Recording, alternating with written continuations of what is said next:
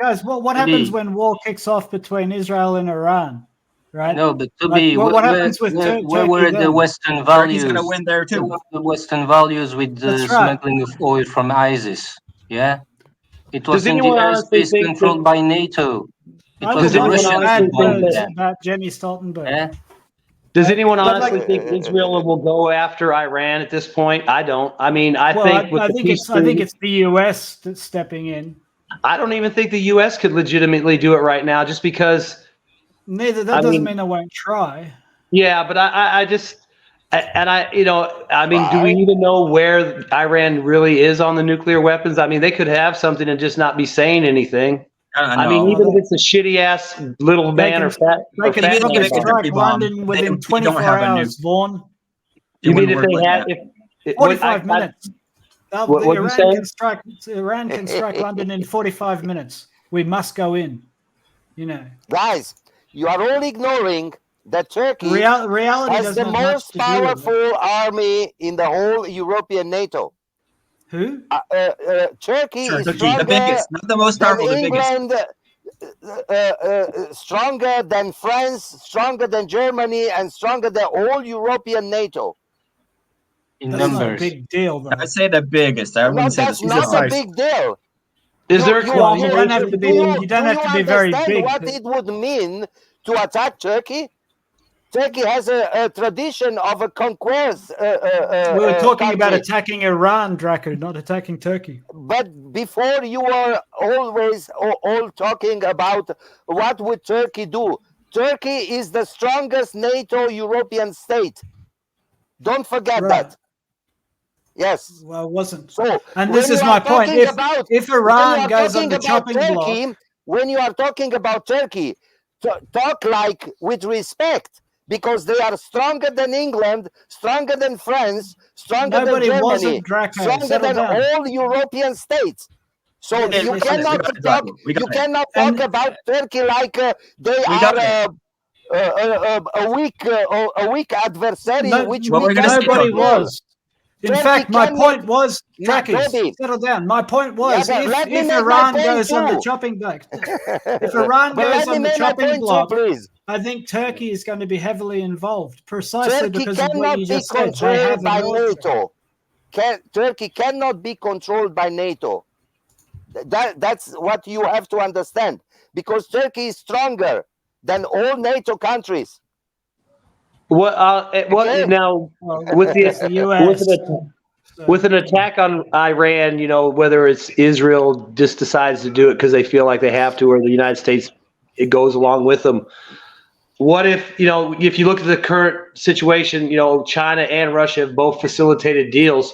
What if they knew ahead of time that Iran was going to announce they have developed their first nuclear missile, and they got a warhead on it?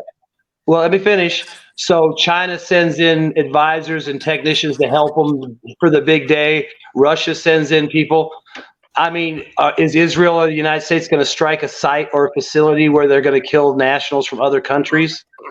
I mean, I just see there's a lot of ways that I don't. We don't know. I just don't see that. I mean, they may want to go at Iran. I just don't think they can just do like 10 years ago, maybe 20 years ago, they could have gone at Iran. But now with these new partnerships, I think, Russia's a little busy. Russia's a bit busy right now. What about Iran's new best friend?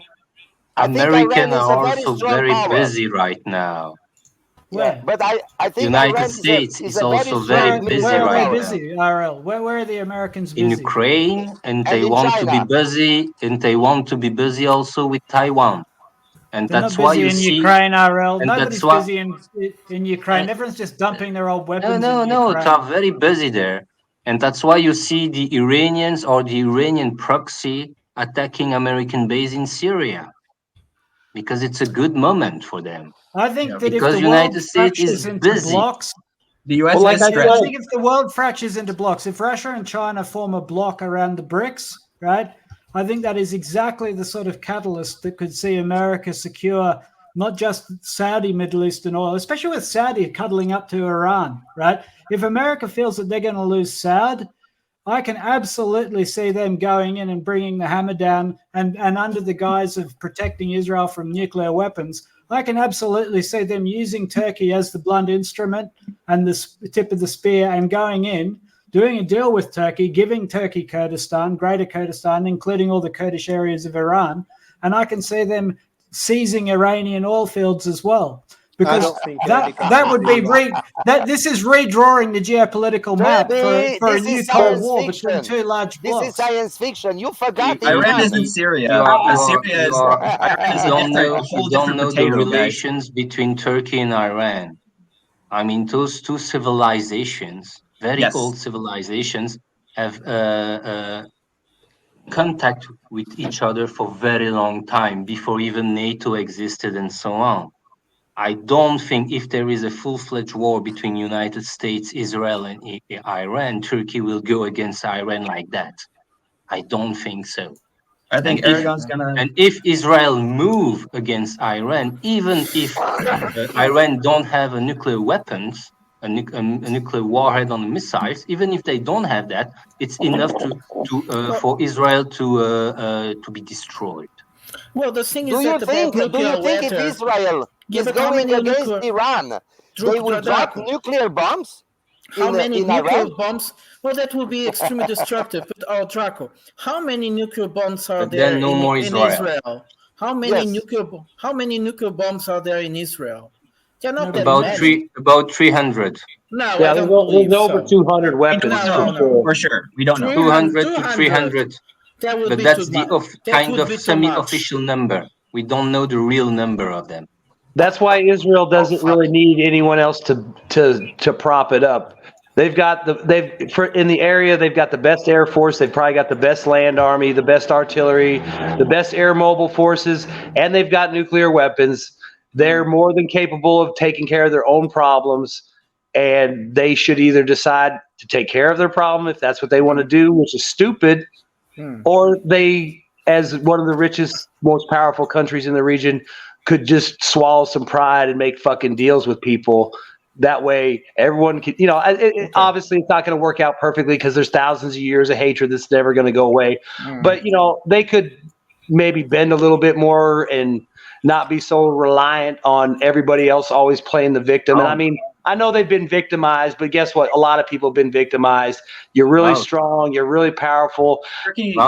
I mean, think about it. The three biggest neighbors around. The three biggest neighbors around them got their asses kicked 3 times. Nobody around them can touch them, except for Iran. Iran's too far away. Egypt's got a lot of stuff. They can't do nothing. Okay, but why do the Iranians have a problem with Israel? Hezbollah. Yes. They have a problem with Israel because Israel has a problem with them, apparently. What is the real problem of Iran? Strategic, Toby, what is the real problem of Iran? It's not expansionism. They don't try to take lands of other people. They are surrounded by Arabs. The Shias. But they are supporting the Shia movement, the Shia part of the Islamic world. If we see a deal between Iran and Saudi Arabia, that is the two poles of that problem. If they are going together, Iran stops having a problem. There is nothing else. There is no place for Israel. It doesn't care. Who cares about that little bit of land called Israel? And then, that's what I'm saying. I just don't see, with that going on, I just don't see how anyone could make a sound calculation that going at Iran at this point would be a good idea or a good move. Because, you know how much oil it's got, right?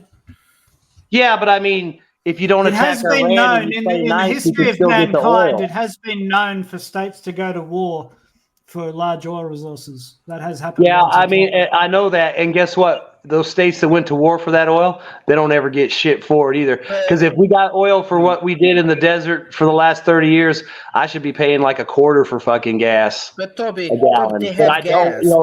They say it's blood for oil, but it's just blood for sand. People don't go to war to get oil to give it away, Vaughn. But oil is a bit of the best, I'm just saying. We are talking about natural gas. Natural gas is the point now. And the Iranians have lots of natural gas. Iran's got a fair bit of that too. Yes, but where is it? in the Persian Sea. The South Under the Pole. sea. Yes, and Israel also has a lot of gas. They don't need anything from Iran at all. It makes no sense. But the problem was Saudi Arabia, the rich Gulf states, and Iran. Now they made a deal. If this deal holds, there is no Israel on the equation. Who cares? They stopped being problem. The problem was always who controls the countries that are half Shia, half Sunni. Those countries were Iraq, Yemen, and Syria. Now that problem is gone. Isn't there a large gas field out there in the Mediterranean off the coast of like Lebanon and Israel? Yes, so they don't and I know Israel's trying to develop it, and it seemed to me like they're trying to screw Lebanon out of their part of developing it. And it's like, why don't you guys just develop it and use the money to benefit the freaking area? I mean, it's obviously in multiple territories. You know what I mean? I know it's Pollyannish and I get a word in about Iran, but after you go on, go ahead. Oh, go ahead, man. Okay, fine. I was just going to say, they already made the deal. Hold up. They already made the deal. And okay, you can. They already made the deal about the compilation of the area. Sorry, go on. The problem with Iran is that, check it out. So right now, let's take a look at Saudi Arabia, right, with their M1 Abrams and their F-16s and their F-15s that they're afraid to deploy against Iran-backed Houthi rebels, right? In not even Houthi rebels. I mean, just the Houthis, right, in Yemen. Now, let's say Iran gets to control Yemen, right? Gets to exert serious pressure on Yemen. That's the Strait of Hormuz, right? You have all of a sudden levers of power in Iran's hands, right? So now Saudi Arabia has to play nice. They have to play nice. They already have the straits, though. I mean, I think. Really, okay, I mean, they have hundreds of boats. That's what I mean, though, is that now Saudi Arabia, it's in their existential national interests to be cooperative with Iran. That's the problem with Iran. Not that Iran is going to go to war with Israel. I was just saying. So what you're saying is you've got two friendly countries controlling both sides of the Gulf now. Yeah, it's like you get another center of power in a way in the Middle East that is definitely not beholden to the United States, right? To the empire in any way. Yes. And if you think about it, it's the threat of Turkey too. And that's why Turkey gets to do what they get to do. That's why Erdogan gets to get away with whatever the heck he wants to do. Erdogan says no, Sweden and Finland in NATO? No Sweden and Finland in NATO until Erdogan wants to play, you know? So that is the problem. The problem is that we don't get to do to Erdogan what we get to do to Scholz, right? We don't get to, Scholz isn't going to, Erdogan isn't going to play nice and kind of beat around the bush about stuff, right? He's going to be like, you know, I'm going to freaking arrest you for, what was that guy years back that got arrested for like taking down a picture of Erdogan or something? So like, and you know what? All of a sudden, all of this talk about humanitarian values and all that, it doesn't matter because Turkey gets to do what they want because of their position, and that's what's happening with Iran. So that's the threat to Israel. The threat to Israel is that, hey, there's you're the unsinkable aircraft carrier in the Middle East. Well, guess what? You're surrounded by a bunch of different countries. And what if they're beholden to Iran? What if they have to play nice with Iran? What if Iran gets to control who gets to release what kind of fuel and gets to ship it where and how, you know? Could you see, like, if this cooperation between Iran and Saudi Arabia gets it is good as far as, you know, from outward appearance, everything seems fine, that, like, on the down low, Iran might see, like, Iran's the muscle and Saudi Arabia is the money for their agenda in that area if they're together. Not like it's an evil agenda, just consolidating control over the area that's stable, like a unified front over the Gulf. Like Saudi's the money guy, Iran's the enforcer if need be. I mean, I feel like Saudi might be the money guy. It's like an unspoken agreement maybe down the road. So then the US bases in Saud would have to go, right? Yeah. Well, okay. What does Saudi Arabia get from their deal with the United States, right? In World War II, Franklin Roosevelt goes to Saudi, right? He's like, okay, here's the deal, petrodollar, right? You guys we get to control the spigot, right, to some degree, and you guys get to stay in power. When Saudi Arabia goes to war with Yemen, they're going to war with our equipment, with our bombs, right? Now, what does Saudi Arabia gain when the Houthis, right? Maybe it was the Iranians, I don't know, but they say it was the Houthis launch a couple of cheap drones that actually attacked critical infrastructure in Saudi. I think that was an existential moment for them. I think that was a moment where they're like, okay, we can't. The United States, and then what did the U.S. do? They pulled out their Patriots after that, right? And we saw the videos of how those Patriots were actually working when they were in Saudi Arabia. It was kind of a little bit of an embarrassment where you saw these missiles that even turned around and hit radar stations on the ground. Bradley, hang on. Wait. Explain to me. So the Americans leave Saudi, right? Because this is what we're talking about. No. I don't think. Go ahead. If Saudi and Iran get together and everybody has a big Muslim party, right? So the Americans leave Saudi and the American bases pack up and leave, right? So who in the region can't walk in and take all their oil? This is the thing. I think you're missing the point that the Saudis depend absolutely on American military power. Yes, they don't have a domestic military. So 100%. So I don't understand. What are we talking about? Are we talking about America not having a hand in Saudi policy? We're talking about the Turkeyization, the Erdoganization of Iran's leadership, where they get to do what they want. They get to shoot down, for example, a Russian warplane, which, I mean, it doesn't seem like that right now, right? Or maybe let's say they get to shoot down an Israeli warplane. And you know what happens?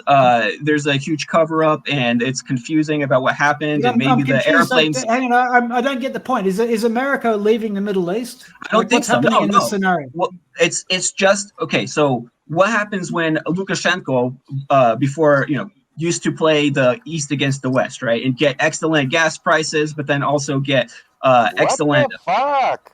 So same thing, right? Where you have Saudi Arabia in a position to where they can play both sides against each other now, and not only can they, but they actually have to, because they have to play nice with Iran. No, hold up. Let me try to like air it out. Okay, so what happens when Saudi Arabia goes to war in Yemen? It's a disaster there, right? There's a humanitarian catastrophe in Yemen. There's a starvation of the population, and guess what? They still can't impose their will on Yemen. So what do they have to do? Well, you have to be nice, right? Because that Saudi oil has to get shipped around there. If Yemen is beholden to Iran, right, and you're absolutely in no way cooperating with them at all, then you're boxing yourself in. But if you can be like Erdogan, right, where Iran becomes another pole of power in a way in the Middle East, where they all of a sudden you have countries like maybe even Israel, let's say, gets to start both sides in it a little bit. Bradley, make a point. You don't That's make the point. a point. That's the point. What's the point? That America is going to leave the Middle East. No, America is going to sit there and do nothing while everybody else does whatever they want. That's what I'm saying. Let Swan speak and then I speak. Go on. I don't first. I don't see my scenario was the U.S. is not leaving the Middle East. It's just that they will operate behind the scenes and have agreements or understandings, whether they're unspoken or written. And, I could see Iran going to the Houthis or whatever in Yemen and saying, all right, you need to chill out. They got to look good. And then they back off so the oil can flow. I mean, there's a lot of things they can do where the Saudis can still play the West and placate Iran and consolidate power in the area. Like I said, I could see them both agreeing fundamentally in principle on we should have the umbrella of stability over the Gulf. I will provide the money. Iran's the one that's going to have to shoot down the plane. Iran's the one that's going to have to block, and Saudi Arabia will be like, I thought we were friends. I thought we were trying to work together. Come on, And then, okay, you're right. We should try to be better. And then, I mean, the U.S. could sit there and twiddle their thumbs for decades happily. They don't care. I mean, they just want to be. The bottom line is there's another person at the table now. Another person at the table. You are fucking thinking like in Hollywood. We are not in Hollywood. This is not Hollywood, my friends. This is what is actually happening. We are talking about multipolar world. Someone was saying it's the Russian and the Chinese polar. No. There will be several polars, and middle countries will be working with the different poles at a certain moment in certain sectors as they please. The US is not going out of the Middle East, not at all. But it will be made smaller. That's my point. He's making my point. Exactly. It will be more small. It will be more like in certain aspects we deal with you Americans, but in others, sorry there, guys, we are not willing to work with you. So we see now, for instance, that the outer world is taking out a very important function, which will probably be the future. I think for me, with all due respect, Prada, this is fantasy. The idea that the Americans are going to have the most powerful military in the region sitting in Saudi Arabia and then let Saudi Arabia make deals that screw them on the international economic stage. This is absolute fantasy. They are doing it. They will get stomped on. No, right? And if Iran are part of it, they'll get stomped on too. And then they will be expelled. And that's the point. They will be expelled. By who? The reason why the Americans will be expelled is because no one likes Biden. By who? The leprechauns? Go on, Bro. Who is going to expel the Who is going to expel the Americans? What did you were saying, Bro? Nobody, Toby, I nobody. didn't listen what you were saying. Bro, what are you going to say, bro? Let's hear Bro, because he was saying something. The main reason why the Saudis are working with Iran and stuff is because no one likes Biden. That's the whole reason. Just to smite Biden. I also think to see what happens. Well said, Bro. And I also think, like I said before, if you have a beef with the United States, right now is the time to settle that beef, because this administration is weak and will not respond properly or in their interests, or they'll do something that's just exacerbates the situation. And I mean, that's what Iran's doing and everybody else is doing. That's why I don't think they care if the United States is there or not. The United States could be a stone in the middle of the stream. Things will still flow around it. Some things will get stopped by it. But overall, it's just going to be something there, while a lot of the other parts of the region are going to do what they got to do. I mean, as much as they can in the next 2 years, they're going to fortify that. They're going to fortify that. In 1 year, things will change a lot. And that's nobody's going to expel the U.S. and nobody's going to need to. Why will change? Why will the things change in 1 year? Because things are moving extremely fast. In 1 year, the US won't be able to come back. Won't be able to come back in the way it was. Don't be able to come back. What you are talking about? You are talking about USA here, my friend. You are not talking about Ukraine. You are not talking about Armenia. This is USA. Yes. $800 billion per year. Yes, Draco. Yes. Transgender. Did you see what the US did to Iraq, Prata? Yes, Iraq was by far the strongest military in the region. Toby, the times are different. Guys, the Biden created a monster, which is a framework to work with if a country decides to invade another country. That is, if America decides to do the same that Russia did to Ukraine now, they will be smashed by the whole world. With no exception. Really? With no exception. The world will be. Guys, the main thing the days of United States in Middle East are numbered.